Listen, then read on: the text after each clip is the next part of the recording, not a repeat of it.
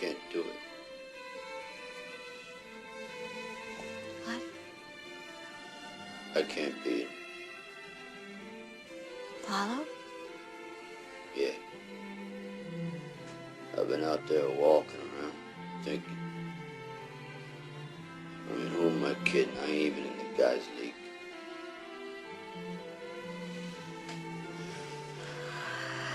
What are we gonna do?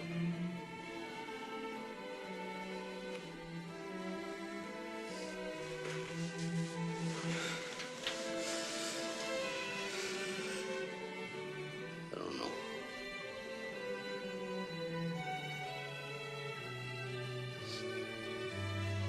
You work so hard. Yeah, it don't matter, because I was nobody before. Don't say that. Oh, come on, Adrian, it's true. I was nobody. That don't matter either, you know? Because I was thinking, it really don't matter if I lose this fight. It really don't matter if this guy opens my head either. Because all I want to do is go the distance.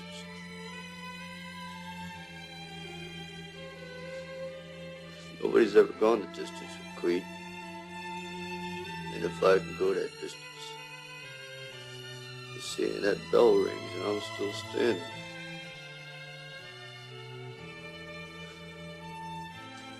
I'm gonna know for the first time in my life, see, that I weren't just another bum from the neighborhood. The first instinct is don't go out there and do shit. My instinct was, we gotta fucking go out there. Anything that was fucking horrible in my life that I would normally say no, that was inhumane to most people, I had to go do it. And I started callousing my mind at this point in my life. And I lost the weight.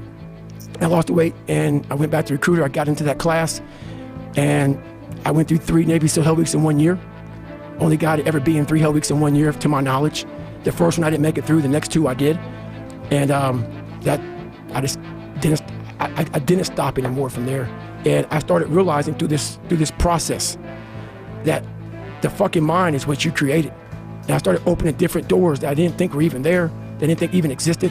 And the more doors I opened up, the more I started realizing that my potential is damn near endless.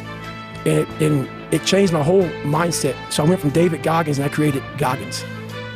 And that journey is a priceless journey that is hard for me to even explain to people because it sounds so quick and easy. Like I just lost this weight and I went through 3 Hell Weeks. I went to Ranger School, went to Delta Force Selection, whatever it is. It was brutal. It's a brutal journey every fucking day. And everybody goes, are you happy? If anybody knows my life story, and I'll try to give you just a snippet of it, where I'm at today is in front of Joe Rogan telling you my life. To get through where I became, to get through where I'm at now, there's nothing but pride I have for myself that I can't really show people. Because I have this face that they see like, are you happy? What's wrong with you? I'm driven. I'm obsessed. And that's what you see. That's it. People need to hear the story. This is an exciting story for people because there's a lot of people out there that feel trapped and they feel stuck and they feel like they can't do anything and this is who they are. You're a guy who felt that exact same way, but figured out how to not be that person and be a person that you would admire. What were the first steps? Like, you had some slips before, right? Because you quit because of the water thing. Right. But then when you went back the second time, you decided you're gonna lose all that weight and you quit that job. Was it just straightforward from there, or were there some days where you just failed and then you picked it back up again? So my first run, when I decided to lose the weight, I was, like I said, 297. I was about 32% body fat. And my idea was to run 4 miles for my first run. I didn't know how bad it was gonna fucking hurt me. I used to run before I was fat, and I was like, fuck it, I can do this. I ran a 1/4 mile and walked home. I walked home, sat on my couch and cried.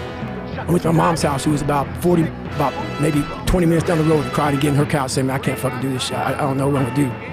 I just got somebody pregnant. My life was just fucked. I was making $1,000 a month. My rent was $810 a month, and my mind just kept fucking with me. And kept fucking, you're not good enough, man. This isn't for you, man. These guys are baddest motherfuckers on the planet Earth. You're not that. And what it was, and it's kind of funny, I was obsessed with Rocky. Rocky 1 in particular. And when I was a kid, I'd come home every day and I watched this fucking show, Rocky. And I would fast forward with the little VHS tapes to round 14. Round 14 fucked me up like nobody's business. Why? The song came on. When I broke the pull-up record, I listened to the song for 17 hours. It's 2 minutes and 13 seconds. And I'm able to visualize and dream like nobody's business. And I know that I can create a vision that many people can't. And I worked for it. So the vision I had was when Apollo Creed beat the fucking shit out of Rocky, beat the shit out of him, he kept fighting. He was a dumb fighter, couldn't read, that was me. Couldn't read, couldn't write, just punchy, everything about him. And Apollo beat the shit out of him. He was in that corner and everybody was saying, stay the fuck down. And him getting up, Apollo Creed raised his arms up in the fucking air, turned around, thought he wanted to fight. He turns around and sees this guy getting up, and it was the face of Apollo Creed that changed my life.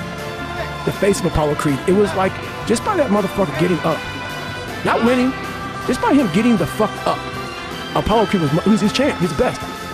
Rocky had taken his soul, had literally taken his soul. His head goes down, he looks at him like, what the fuck are you? I wanted to be that, not Rocky.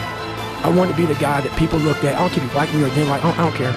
But said, this motherfucker is gonna keep coming after whatever the fuck is in front of him. I wanted that. I wanted that worse than anything in the world. So that is, I kept picturing me falling down and getting up, and every motherfucker that called me nigger, I was dumb. Even myself, I wanted to feel something besides defeat. I wanted to just go the distance. And that going the distance pushed me to a point of where now I go way past the distance. Apollo, the champion. Ain't gonna be no rematch. Ain't gonna be no rematch. Don't want one.